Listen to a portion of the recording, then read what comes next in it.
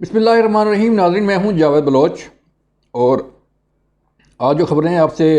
Discuss کرنے جا رہے ہیں ان کا تعلق عمران خان صاحب سے ہے، عمران خان صاحب کی سیاست سے ہے اور عمران خان صاحب کے مستقبل سے ہے کہ جس طرح لوگ انہیں چھوڑ رہے ہیں۔ پہلے یہ کہا جا رہا تھا کہ کون کون تحریک انصاف کو چھوڑ رہا ہے، اب صورتحال یہ پیدا ہو گئی ہے کہ کون کون تحریک انصاف میں رہ گیا ہے جو نہیں چھوڑ چکا، یا جس نے چھوڑنے کا فیصلہ نہیں کیا، یا جس نے پریس کانفرنس نہیں کی۔ تو اس سے ڈائریکٹ تعلق بنتا ہے عمران خان صاحب کی سیاست سے، اس کا ڈائریکٹ تعلق بنتا ہے عمران خان صاحب کے مستقبل سے، اس کا ڈائریکٹ تعلق بنتا ہے آنے والے الیکشن سے۔ اور جو مائنس عمران خان سسٹم ہے، کیا اس کو جو کہا جا رہا تھا کہ عمران خان صاحب اب جو ہے وہ اس سسٹم کا حصہ نہیں رہیں گے، اور عمران خان اس سسٹم سے آؤٹ ہو گئے ہیں، اور عمران خان صاحب کا مستقبل میں پاکستانی پالیٹکس میں کوئی کردار نظر نہیں آ رہا، تو اس میں کیا وہ چیزیں ہیں جس سے ڈسکس کرنا ضروری ہے، یا جو عوامل ہیں اس میں جو ہے وہ کون کون سی چیزیں ایسی ہیں جو خان صاحب کو الائیو رکھ سکتی ہیں یا انہیں مائنس کرنے کے لیے اپنا رول پلے کر سکتی ہیں۔ ایک تو یہ بات ہم آپ کو تفصیل سے جو ہے اس پہ بات کریں گے، اور دوسرا جو خبر آ رہی ہے، جو خبر ہم ڈسکس کرنے جا رہے ہیں، وہ سپریم کورٹ سے متعلق ہے۔ سپریم کورٹ نے جوڈیشل کمیشن، جس کے سربراہ جسٹس فائز عیسیٰ صاحب تھے، انہیں کام کرنے سے روکا، اور آج اس سپریم کورٹ کے سینئر ترین جج جسٹس قاضی فائز عیسیٰ نے اس کمیشن کا کام روک دیا۔ انہوں نے کافی تحفظات کا بھی اظہار کیا، لیکن معاملہ یہ ہے کہ اگر کمیشن نے کام روک دیا ہے تو جو آڈیو لیکس اس کمیشن کو پرووائڈ کر دی گئی ہیں، اور جو ان آڈیو لیکس کا ٹرانسکرپٹ جو ہے وہ اس کمیشن کے پاس آ گیا ہے، کیا اس کو روکا جا سکتا ہے، یا اس سپریم کورٹ کے اس لارجر بینچ کے فیصلے سے پہلے اگر کمیشن نے کوئی کارروائی آگے بڑھا دی ہے اور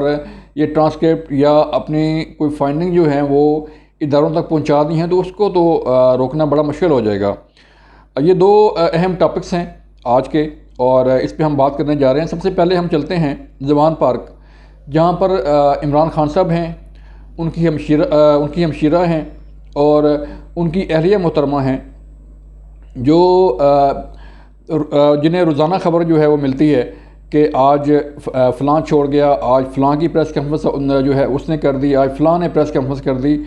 تو یہ وہ خبریں ہیں جو عمران خان صاحب کے مستقبل کا تعین کر رہی ہیں۔ جو ہے وہ پاکستان سے ان کے حق میں آواز آنا بند ہو گئی ہے، تو ان کی کوشش ہے کہ وہ امریکہ سے یا بیرونی دنیا سے جو ضلع خلیل داد کے بیان آ رہے ہیں، یا امریکی کانگریس کے اراکین کے بیان جو ہے وہ گاہے بگاہے ہم دیکھتے ہیں، سنتے ہیں، ان کے ساتھ ان کے خان صاحب کی میٹنگ کے احوال بھی سامنے آتے ہیں۔ تو آہستہ آہستہ جو ہے وہ خان صاحب کی پاکستان میں جو ان کی لیڈرشپ تھی، جو ان کے ورکرز تھے، جو ان کے میڈیا ہینڈلرز تھے، ان کی طرف سے ان کی جو سپورٹ ہے وہ ختم ہوتی جا رہی ہے، اور آہستہ آہستہ ہم دیکھ رہے ہیں کہ یہ بالکل نہ ہونے کے برابر ہو چکی ہے۔ اب جتنے لوگ تحریک انصاف کو خیر بات کہہ چکے ہیں، اس سے اس سوچ کو، اس پلان کو جو ہے وہ تقویت مل رہی ہے کہ خان صاحب کا جو ہے وہ کردار اس سیاست میں، پاکستانی سیاست میں آلموسٹ ختم ہو چکا ہے۔ اگر مکمل ختم نہیں ہوا تو آنے والے الیکشن میں جو ہے وہ ختم ہوتا نظر آ رہا ہے، یا مستقبل میں جو ان کی پالیٹکس ہے اس کا تعین بھی آپ کر سکتے ہیں کہ وہ کس طرف جا رہی ہے۔ یہ مائنس عمران خان فارمولہ آپ کہیں، یا جو ہے وہ مکافات عمل کہیں، اس سے فرق نہیں پڑتا، لیکن جو حالات نظر آ رہے ہیں اس سے لگ رہا ہے کہ خان صاحب اس سسٹم سے مائنس ہو چکے ہیں، چونکہ ثانیہ 9 مئی کے بعد یوم تکریم شہداء جو ہے جب منایا گیا اور ملک کے کونے کونے میں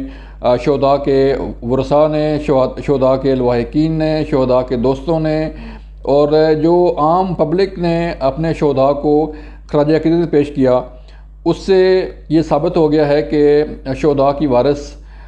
پاک فوج کے ساتھ ساتھ پاکستانی عوام بھی ہے، اور پاکستانی عوام جو ہے اپنے شہداء کی تکریم پر کوئی کمپرومائز کرنے کو تیار نہیں ہے۔ لیکن بدقسمتی خان صاحب کی، بدقسمتی تحریک انصاف کی کہ انہوں نے جس رستے کا تعین کیا وہ درست نہیں تھا، وہ ٹھیک نہیں تھا، اور اس پہ جو ہے وہ کوئی شخص بھی کمپرومائز کرنے کو تیار نہیں ہے۔ اب سانحہ 9 مئی کو جو ہے وہ کون ڈیفینڈ کرے گا؟ سانحہ 9 مئی 10 مئی کو جو جلاؤ گھراؤ ہوا، جو فوجی تنصیبات پر حملے کیے گئے، تو اس کو ڈیفینڈ کرنے کے لیے خان صاحب کے پاس نہ تو الفاظ ہیں، نہ خان صاحب کے جو رفقا ہیں، جو لیڈرشپ ہے، ان کے پاس بھی الفاظ ہیں کہ وہ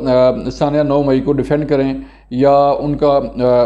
کوئی جو ہے موقف یا کوئی جو ہے وہ چیز ایسی پیش کریں جس سے ان کے موقف کو تقویت ملتی ہو۔ تو جو حالات لگ رہے ہیں، آج تقریباً گزشتہ 24 گھنٹوں میں تقریباً 34 سے زائد شخصیات نے اپنے استعفے دیے تحریک انصاف کے عہدوں سے، اور تحریک انصاف چھوڑنے کا اعلان کیا۔ جو حالت ہم نے دیکھی ان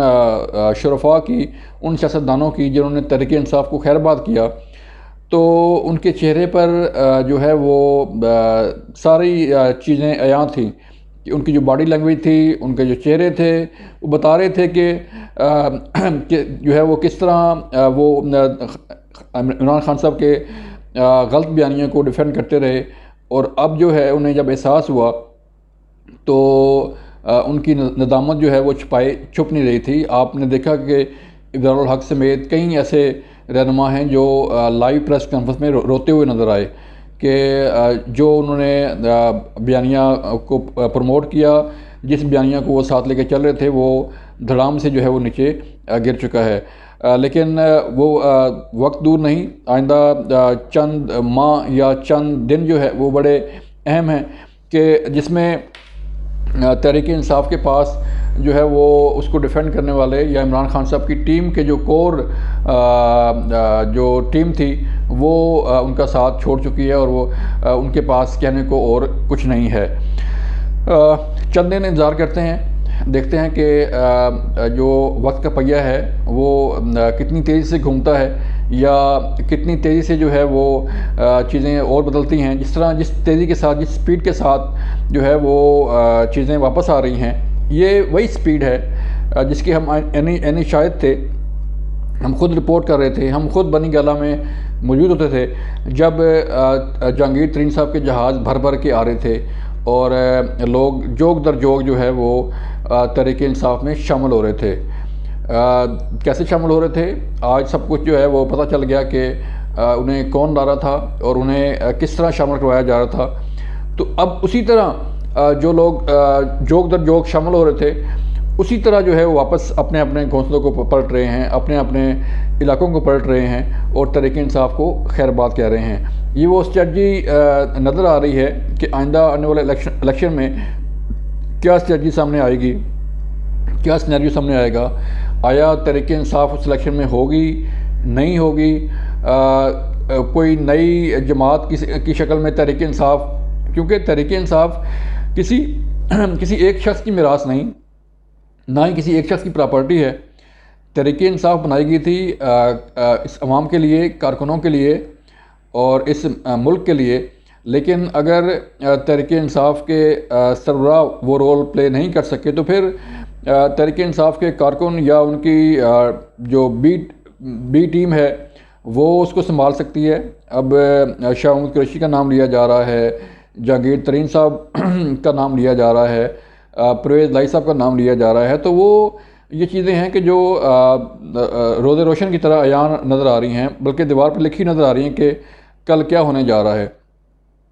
دوسری طرف اگر ہم جوڈیشل کمیشن کی بات کریں تو اس کی کارروائی تو رک گئی۔ ایک لارجر بینچ نے جس کے سربراہ justice chief justice Umar Ata Bandial صاحب تھے، تو یہ کارروائی تو روک دی گئی، لیکن جو چیف جسٹس صاحب کی مدر ان لا کی آڈیو لیکس اس کمیشن کے ساتھ سامنے پیش ہو چکی ہے، جو باقی آڈیو لیکس اس کمیشن کے سامنے پیش ہو چکی ہیں، اور جو ٹرانسکرپٹ اس کمیشن کو پرووائڈ کر دیا گیا ہے، اس کا کیا بنے گا؟ اس کی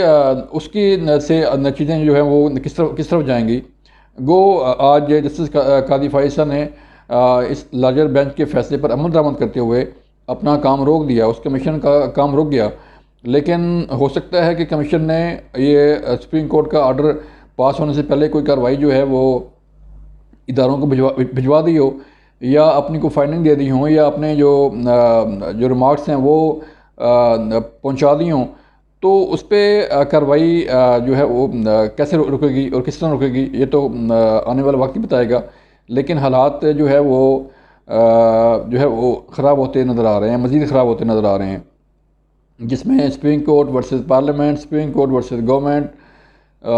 جو ہے وہ چیزیں بالکل سامنے نظر آ رہی ہیں، اور یہ ٹکراؤ جو ہے، یہ چیزیں جو ہیں